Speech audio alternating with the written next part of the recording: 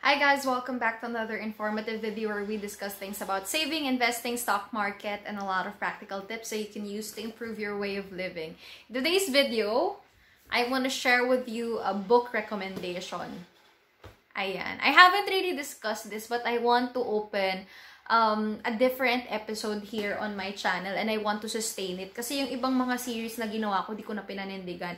So, ito would be the Money, Life, and Success Lesson book recommendations that I wanna share here in my channel. Kasi, merong nag-comment, actually tatlo sila, akala mo naman madami talaga, na gusto daw nilang malaman yung mga book recommendations ko. I uploaded some book recommendations before, pero hindi naman siya masyadong na-view. So, sabi ko, try ko ulit because this is something that I really love to do. Baka siguro kapag nag-retire ako, hindi ako mabobore my entire retirement in the future, mga after 20 years, ganyan. Kasi nga, meron akong hobby at hilig sa pagbabasa. At kahit ano, gustong-gusto kong binabasa. Specifically for today, I'll share with you the life, money, success lessons that I was able to get from this book.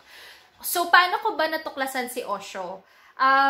My friend, which is actually a writer from Philippine Star and Manila Bulletin, recommended this. Andito ako nakaupo, tapos katapat ko siya. Malapit siya sa desk ko nakaupo. Tapos every time na wala na siyang creative juice, doon sa ginagawa namin, she will grab her Osho book, tapos babasahin niya yung mga first page nun. Kasi grabe talaga yung librong to. Alam niyo yung every page, parang nam-nam ko yung mga words. Especially during pandemic that, you know, we are going through different stuff. And I feel like it's a good way for me to start this lockdown, to have this video filmed. Kasi, imagine, maturity.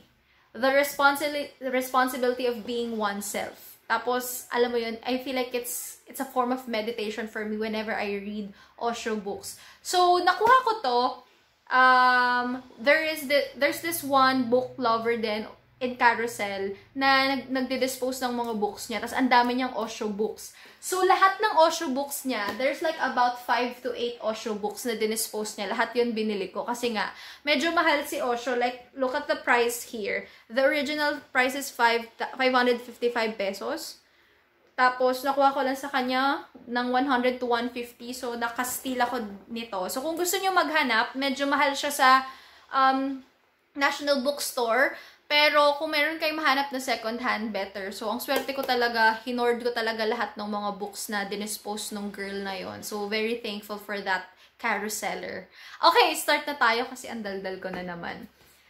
Again, this is like a book recommendation that I would give you guys. Kasi maganda talaga yung sinasabi niya. Okay, so this is about maturity. And my interpretation with the stuff that I learned with this book might be different when you read yours. Pero, I'll share some of the things that I like about this. And again, the life lessons. Okay, freedom implies the right to say yes and to say no. Okay? And when we say maturity, we both have the freedom to say no and yes. But this book specifically said that the best thing about freedom is our freedom to say no. Tapos, so, when we say kasi it's our freedom to say no, because whenever you say no, you feel more free. I don't know if ako lang tong nakakaranas, but in the workplace, let's say for example in the workplace, whenever we say that we can't do a stuff, after masabi natin na, no, I can't do that, or I have a lot more in my plate and I just cannot take more workload, parang diba, parang you feel so liberated, you feel so free, because when you say yes, you don't have to ask anymore why. Kasi yes is a yes, right? Magtatanong ka pa ba ng kung bakit or what? Eh, nagsabi na nga siya ng yes. But when you say no, have you realized that it's more liberating and it's more freeing when we say no, when we decline something? Ako I feel like minsan mahirap mag-say ng no. I feel like it's eating you up, especially if you're in the workplace or kahit sa mga magulang natin kapag may mga bagay silang nire-request sa atin and yung inner thoughts natin, ayaw talaga natin mag-comply. Diba minsan ang sakit sa atin when we say yes? But when we say no, we feel like we're more empowered in a way because it's hard to say no. So, he tackled that here, that it's more freeing. And then there's freedom when we say no. And I felt that words parang nagsisync siya sa akin kasi totoo eh. Totoo yun. Yun. Yan. No means you're stubborn, keeping aloof. No means you have asserted yourself. No means you are ready to fight. Ang ganda-ganda. Anyway, hindi ko alam kung masisend across ko yung gusto kong sabihin. Basta basahin nyo na lang. It's just that I am like highlighting the lessons na tamang-tama talaga ako at sobrang relate ako. And yun yung una. Una yun. Sobrang hyper ko in this video kasi I really love sharing my thoughts na mga gantong mga bagay na pinabasa ko. Next! Ito, isa pa to, very applicable, especially to the millennials. If you don't enjoy, stop. Find something else that you will enjoy. There is bound to be something that you will enjoy. I cannot. Kasi totoo eh. Whenever you enjoy something, you are somehow centered and in a way, parang everything follows when you enjoy what you're doing. So, ito yung sinabi niya na parang, minsan, di ba, kunyari, may gagawin ka. At that moment, you are required to do it. Pero, soon you will realize na, what's the point of doing it if you don't enjoy it? I know, medyo parang, ang pangit niya ng dating niya kasi, alam naman natin, marami talagang tao na they are doing what they're doing, kahit na hindi nila na-enjoy. But, for you, for the young ones watching this, especially in my line of group, yung, kasi, mas madali kasing gawin yung mga bagay-bagay kapag mas bata ka at kapag mas wala kang iniintindi. Like in my age, I am single, I am young, I have my work, and I have all the right and all the means to say no or to choose the things that I enjoy. Why? There's nothing to lose. You are young. Wala namang kang dependencies, hindi wala kang anak. Wala ka namang magiging problema if you stay with your parents. They would be welcoming or inviting kapag sumama ka sa kanila. Of course, there are other family issues that you have to also experience. Pero, if you are young at you are single, diba? There's a lot of opportunities for you that you can enjoy. So, why would you settle for an experience or a situation na hindi mo gusto? Diba? So, maybe it's also a matter of setting your goals right, putting down the right objective, what are your financial goals that you want to achieve, and then from there, try to envision yourself doing what you like. Again, law of attraction is definitely something that you have to always put in mind. So kung ikaw, ako kasi lagi kong ini-envision yung sarili ko na wala na ako sa corporate world. Tapos, ang gustong-gusto ko talagang gawin ay magnegosyo. Kaya nga, kahit na pinagtatawanan ako ng mga tao or sometimes people judge me or belittle me because parang lagi ko pinoproject yung sarili ko as a businesswoman. Pero kasi, gusto kong ma-attract yun. Diba? Gusto kong mag-manifest yun. So, even though I'm far from that, I'm far from being a businesswoman because I still have my full-time job, tinatry ko, ini-strive ko yung sarili ko. Because, for me, whenever I think of myself as a businesswoman, natutuwa ako dun sa idea na yun. So, lagi ko siyang gustong ma-manifest. Yun yung idea or yun yung gusto kong i-project sa ibang mga tao. So, that's the aura that I want to exude. So, yun. If you don't like what you are doing, and you are still young, especially most of my viewers naman, ata ganun between in their early 20s, mid-20s, or late 20s, diba, do something that you like. Or if you don't have an option to do what you like, at least envision yourself or do little steps for you to get there. Like ako, I can never deny the fact that my full-time job is really putting the food in our table. It's actually paying our bills. Hindi ko dinedeny yun. But it doesn't define me as a person or with the dreams that I have. I can always do things on the side. My full-time job is not my 24/7 job. My full-time job is my 8 to 5. Beyond that, I can still do a lot of things. So, I would do the things that I would enjoy after my 8 to 5 job. Kasi hindi naman ako compelled to do or work 24/7. I still have a lot of things that I can do in my free time. And now, weekends, I am filming this video Saturday afternoon around 2 p.m. And I am doing what I like. and that's to educate people and share my experiences and things that I like and aspire to be. So, why not, diba? So, yon, maybe it's a good way for you to also think it over the weekend. So, mamaya may mapulot ka rin, diba? Next. Grabe, ang dami ko na nasabi, yun, nandun pa lang tayo. And, etong part kasi na to, pinaka-favorite ko talaga itong patapos na part. Doon ako madaming beses na natamaan talaga. Okay. In connection to what I said, yung pangalawa kong nagustuhan dito, ito pa, sabi niya. Whenever you enjoy something, you are in tune with yourself and you are in tune with the universe. Seryoso to. I had this one job. I really don't like the workplace, the environment, the people that I work with. In short, I like the field but not the work itself and the people I work with. So, hindi mo na-enjoy. At alam mo, yung panahon na yun, it was a dark place for me. Kasi, aburido ako, ayoko makipag-usap sa friends ko, parang negative ako sa family ko, negative din ako sa mga taong nakapaligid sa akin. Because I am doing something that I don't like. So, tipong dahil ganun na nga yung sitwasyon, parang hindi in tune or hindi align yung nangyayari sa paligid ko at sa buhay ko. Parang dahil nga you are not enjoying what you like, naapektuhan ka at yung mga taong nakapaligid sa'yo, somehow, maapektuhan din sila ng actions mo or attitude mo towards them. So, this line here is so true.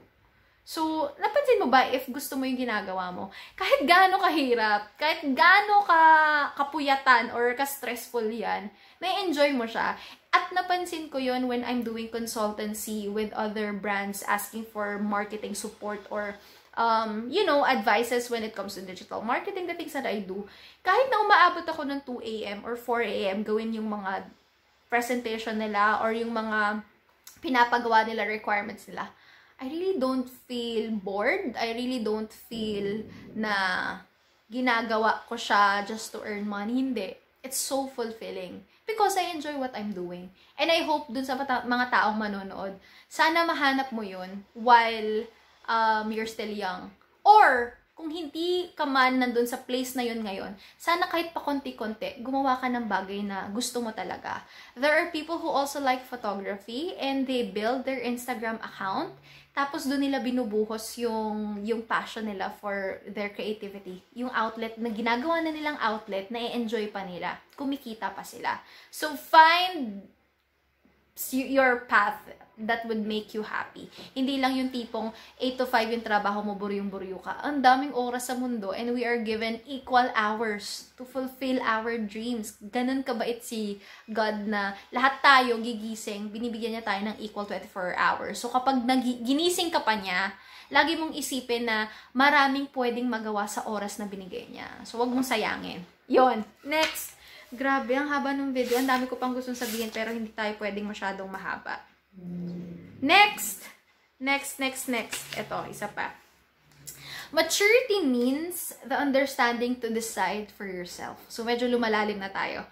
The understanding to be decisive on. So, naputol. Yun yung reason ba't hindi ako makapaghaba ng video. And most people would comment and say, bakit yung mga videos mo madalas putol? Bitin kami, ganyan. Kasi nga, because of my phone, hanggang ganun lang yung kaya niyang i-take. So, ulitin ko. Maturity means the understanding to decide for oneself. The understanding to be decisive on your own, to stand on your own feet, that's what maturity is. Totoo yun. When we say deciding for oneself, the decision should be made by you at walang underlying factors around you. There was this moment that I felt really mature. And when I say maturity, this is my own interpretation. It doesn't come with age.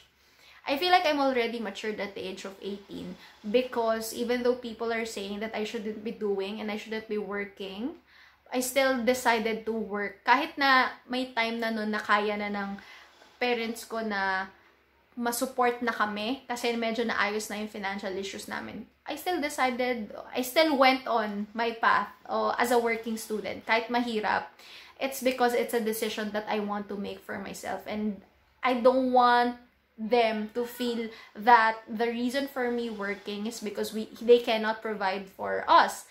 The reason that I chose to be a working student because I feel like I am matured enough to take on that role and walang makakapigil sa akin. It's my own decision. So at the age of 18, I feel like I have already a matured mind because I have put myself in that situation. Nag-decide ako para sa sarili ko.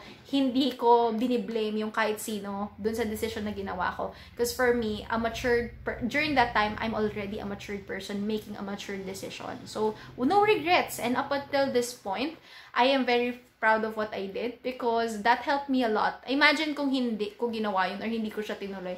Baka hanggang ngayon nagbabayad pa rin kami ng utang. Or baka hanggang ngayon, kulang pa rin yung kinikita ko kasi hindi ako masyadong na-open ng maaga on how things work sa trabaho or kung paano makitungo. Yung mga ganong bagay.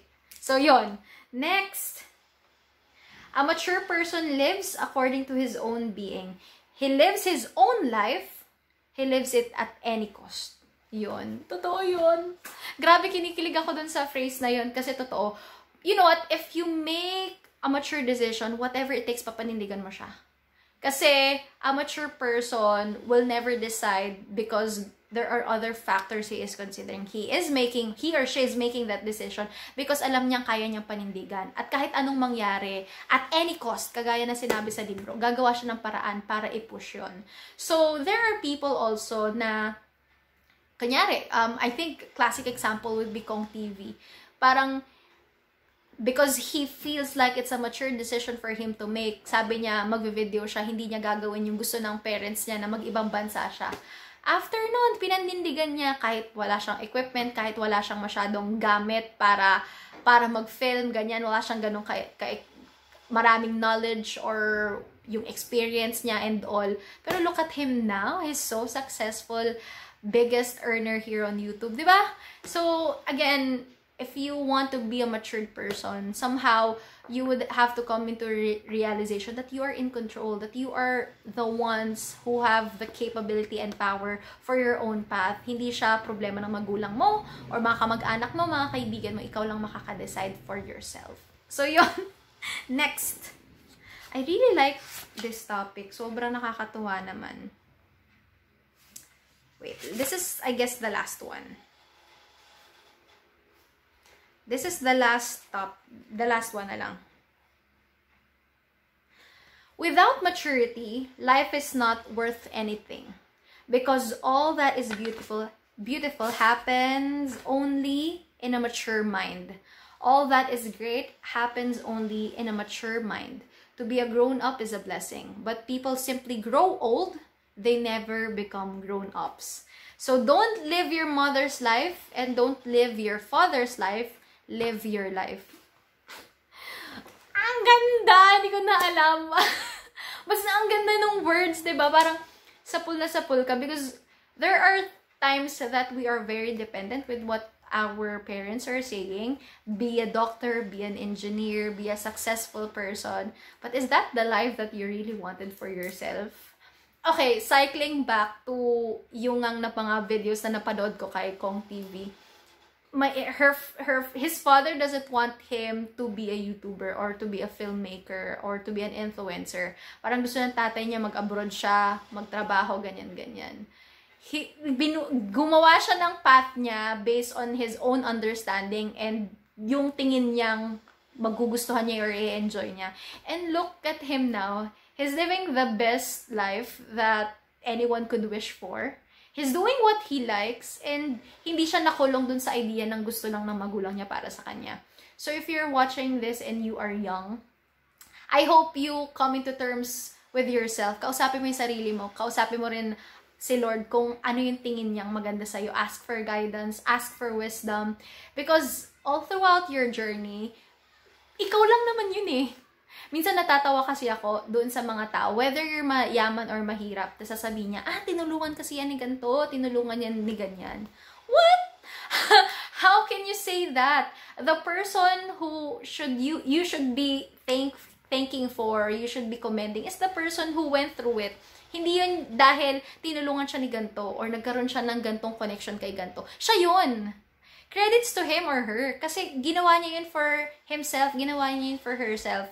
So, nakakatawa kasi mga ibang tao that would credit a person and discredit his or her work because tingin nila meron na yung edge kasi mayaman na yan. Tingin nila dapat hindi siya ganun i-commend kasi nga nag-rely lang yan or nag-depend sa ganito. May sarili siyang path, may sarili siyang utak. Kung nasan man siya ngayon, siya yun. Decision niya yun. So kung ikaw, you also want to make a path for yourself, huwag mong tignan yung ibang tao. Makipag-usap ka sa sarili mo. Know what you like, know your objectives, and all through it, you would come into that maturity. You know, being responsible really for your own well-being. Hindi kayong masyadong nakikipag-interact din sa mga taong negative at alam mo yun, magpapa-apekto sa sasabihin nila. Do your own thing and later on you will realize it's the best thing for you because you are the ones who decided it for yourself. Yon! Ang haba ng video natin. But I hope you guys enjoyed this video. And ito yung book na yon. Titigan nyo na. Screenshot nyo na kung gusto nyo. Ayan siya, by Osho. And marami pa akong books about Osho. Pero sana, somehow, na-explain ko siya because I have a problem with explaining myself when it comes to books. Kasi nga, iba yung understanding ko kapag binabasa siya, iba yung effect sa akin. So, kung gusto niya sigurong mas madama siya or mas makarelate, just buy the book. Ayun. Thank you guys for watching. Bye!